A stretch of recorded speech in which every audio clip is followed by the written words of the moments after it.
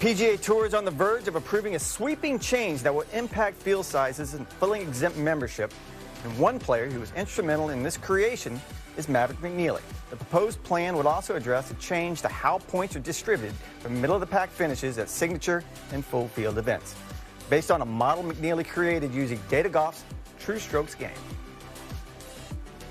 We welcome in Mav from Bermuda, where he's preparing for this week's PGA Tour event. And Mav, I want to get right to it. You took a really deep dive. And for those of us that didn't go to a very, very smart school and have a very big brain like you, can you just kind of walk us through what you discovered when it came to the inequity between the points that were awarded at full field events versus signature events, and how you came up with a solution?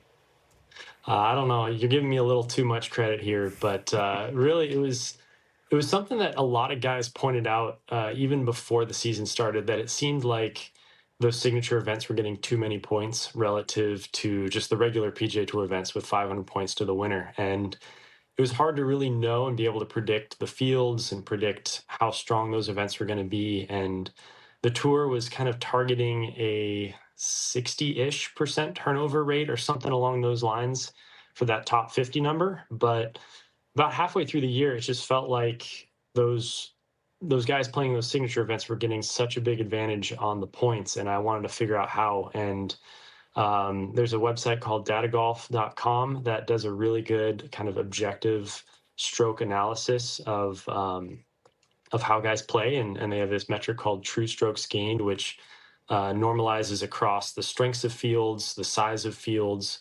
Pretty much it can compare a player playing in one tournament against a player in another tournament and see who played better. And so, same thing with the world ranking, OWGR, they do the same thing. So I really just wanted to see if there was anything to it, and figured out, 300 points is a win on an opposite field event, second place in a regular PGA Tour event, and I think it's like a fifth or a sixth place finish in a signature event. And so I did that for 300 points, 100 points, 80, 60, 40, and 20, I think. And basically tried to figure out, the guys earning that same number of points in different tournaments, were they playing the same? Was one playing better than the other? And it turns out that from positions 8 to 30th-ish, the signature events were giving out too many points for the quality of play. And so I brought those, actually showed those to some other players, to my coaches, and it seemed like the news spread like wildfire, because a lot of guys were feeling this and seeing this, and I think they're excited to see kind of some numbers backing up what they were thinking. And it ended up coming to, I talked with Kirsten Burgess a bunch with the tour, and they were also on the same kind of track, and we kind of put our numbers together, and they came out with a nice smooth curve, and it seems like hopefully the board approves this, and it goes into place next year.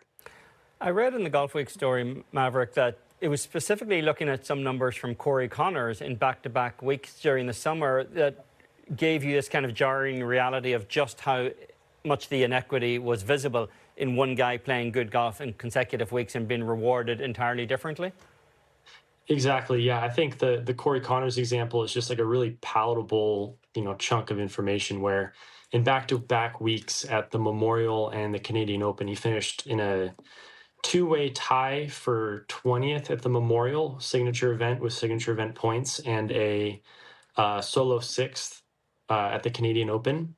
And I think he got 97.5 points at the Memorial and 100 points at the Canadian Open. It was roughly the same, but you look at that and saying, man, two-way tie for 20th in a small field versus beating 150 players at the Canadian Open, it doesn't seem right. And sure enough, it's a full stroke difference on Data Golf, which is quite a big difference. So, I think under the new proposed point system, he would have gotten probably closer to 75. I'm making that number up as roughly 75-ish points in the signature event at the Memorial versus 100 at the Canadian Open. So obviously you're beating better players in the signature events, so you'll get more points than the same finish in a regular event. But I think field size was not really accounted for initially. Now, Mav, you were part of the Player Advisory Council that came up with the larger perspective here, which is a proposal to actually cut field sizes at many PGA Tour events and cut the number of fully exempt members on the PGA Tour. As a member of a PAC that came up with this plan, why did you have to go down this road? And do you think this is the right direction for the future of the PGA Tour? Full disclosure here, I joined about halfway through the season, and these discussions were already underway. I've spent a lot of time listening here. I can see both sides. I definitely can see how, on one side, we want to be maximizing the playing opportunities for as many guys as we can, give as many guys as we can a chance to compete. I also see the side where, tournaments, it's not much fun when you're warming up in the dark and you're racing and there's 2 or 3 groups hitting into each other on the last hole trying to finish before daylight, and volunteers and staff and players coming back early in the morning for restarts, how that's kind of hard for media coverage. So I can see both sides. It's hard to say one or the other is more correct. I think it just comes down to what's going to be the best product for the PGA Tour to put forward. I don't have a super strong opinion. Like I said, I can see both sides, and I just hope that whatever is decided is ultimately best for the tour.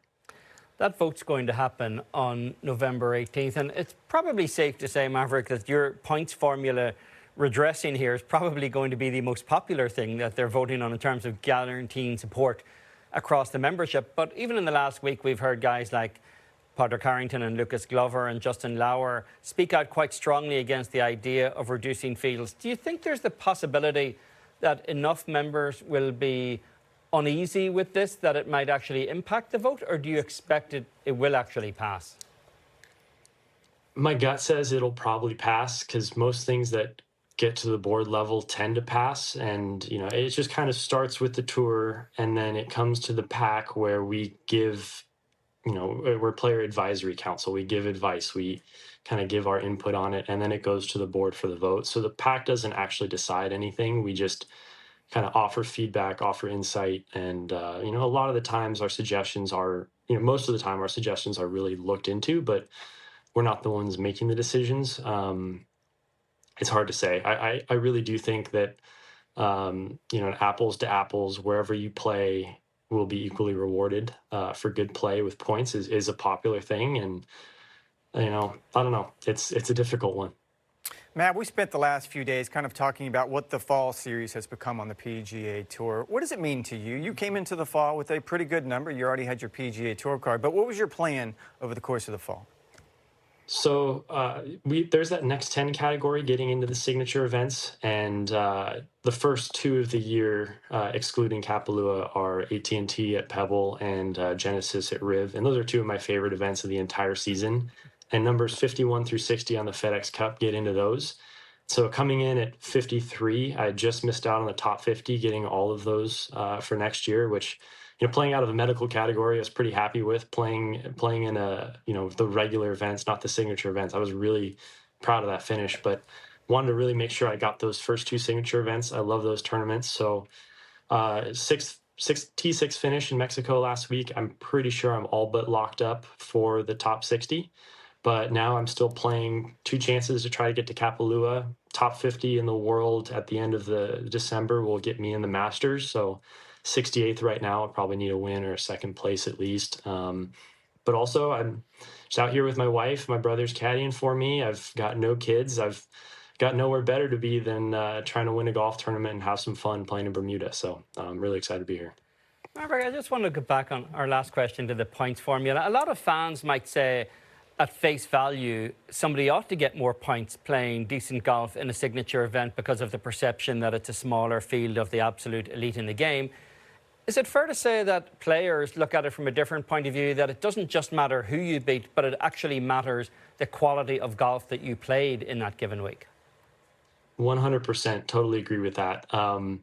That being said, if you finish 6th in a signature event and 6th in a regular event, you're still going to get more points in the signature event. I just think it was slightly overdone. And even backing up 2 years ago when the signature events were first introduced, I actually skipped a couple because the winner was only getting 550 points versus 500 in a regular event. It was actually easier to earn points in the regular events because they were weaker fields, same number of players.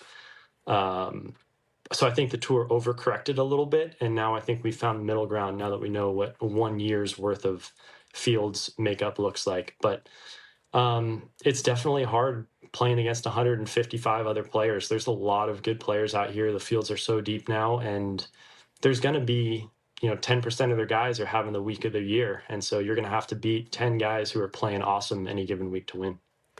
Well, I'm sure your parents are very proud that you finally found a use for that management science degree from Stanford as a professional golfer. Fascinating subject. We can't wait to see how the vote goes. Thanks for the time, Maverick. Yeah, thank you, guys.